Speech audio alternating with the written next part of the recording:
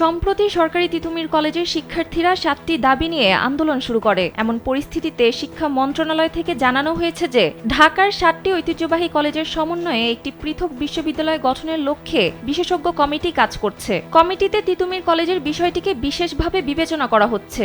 কাজেই সময় বেঁধে দিয়ে আন্দোলন করার কোনো যৌক্তিকতা দেখছি না এবং জনদুর্ভোগ সৃষ্টি হয় এমন কর্মসূচি থেকে বিরত থাকার জন্য আন্দোলনকারী ভাই বোনদের প্রতি বিশেষভাবে অনুরোধ জানাচ্ছি। এমন মন্তব্য করে শুক্রবার সামাজিক যোগাযোগ মাধ্যম ফেসবুকে একটি পোস্ট শেয়ার করেছেন বৈষম্য বিরোধী ছাত্র আন্দোলনের অন্যতম সমন্বয়ক আব্দুল হান্নান মাসুদ। পোস্টে তিনি লেখেন, শিক্ষার্থী ভার্সেস সাধারণ জনগণ এমন একটি টার্ম সুপ্রতিষ্ঠিত করার চক্রান্ত চলছে। জেনেক্সে শিফট করো, লাইফকে লিফট করো। গেল বছর কলেজে কলেজে সংঘর্ষ বাধিয়ে দেওয়া হয়েছিল। কিছুদিন আগেও ঢাকা বিশ্ববিদ্যালয়ের শিক্ষার্থীদের সাথে ঢাকা কলেজের শিক্ষার্থীদের মারামারি লাগানো হয়েছে।